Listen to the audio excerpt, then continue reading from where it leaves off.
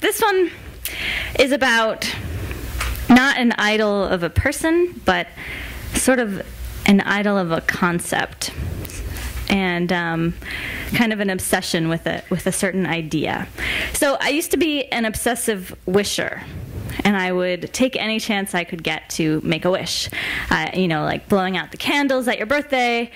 I had this door jamb that my room when I was a kid was on the 3rd floor in the attic, and I would come down the stairs and I would do it the same way every single time, and I would do a little tap.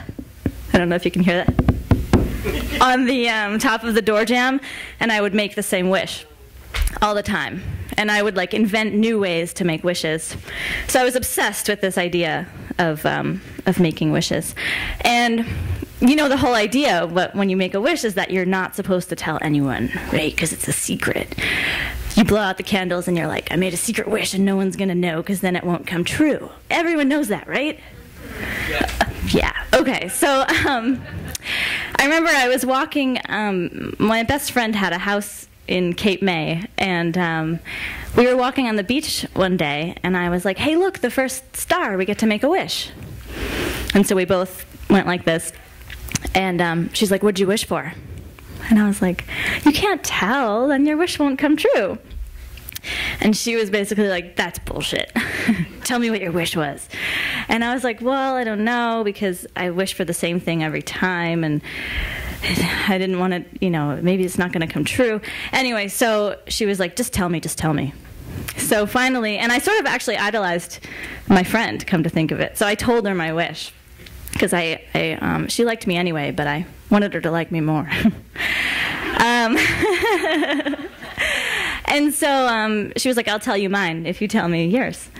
So I told her mine, which was the same wish that I had wished since I was a kid. My mom was very sick my whole life. She had multiple sclerosis, and I would always wish for her to be better. And so I remember I told my friend this, and I said, well, I wish for my mom to be better. And she got really embarrassed. And she said, well, I can't tell you mine now because yours is so serious. And she never told me what her wish was. So anyway, I let that one go. But so my whole life I did this. We must have been about 12 or so when I revealed my wish, and that was the first time I had told anybody ever this kind of obsessive thing that I did. And so this went on for years. I would make up new reasons. I would be waiting for the bus. I took the bus to school every day, and I would be waiting for the bus, and I would look at my watch, and I'd say, the bus is gonna, it was like betting. It was like a gambling problem. I would look at my watch, and I'd be like, the bus is gonna come at 7:36, and if it doesn't come, if it comes exactly at 7:36, I get to make a wish. And if it doesn't, then better luck next time. And so anyway, I got to college, and meanwhile, my mom was getting sicker, and the wish obviously was not working, and I always knew that it really was not a realistic wish. But I kept wishing, because what else are you going to do? So in college, I kind of came to a realization, which was that, I took a grant writing class. And I realized my eyes were sort of open to how things in the world work, how people end up getting what they want. And the way you get what you want is you have to ask for it. And so that was kind of a big thing. You can't just wish for things. You have to make intentions. So I had this big realization, and I thought, I'm going to stop this wishing thing. And I'm going to make an intention. And I'm still going to invent new ways to think of excuses of when I get to think about my intention. But what does that mean? I have a minute. Okay. Perfect. Okay. You're the boy, you get 1 more minute. Oh, okay.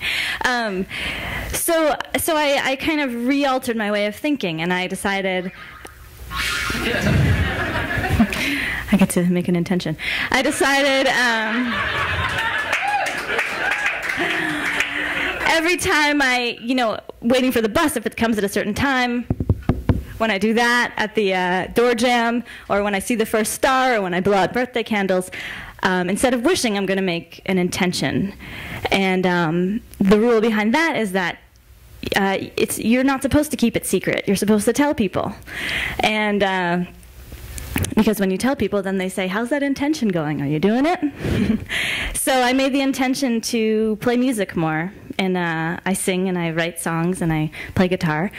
And that was my intention. And I remember a little while after I had made that intention, I sort of forgot about it. And I had joined a band by that time. And I remember we were all getting ready for our first gig together.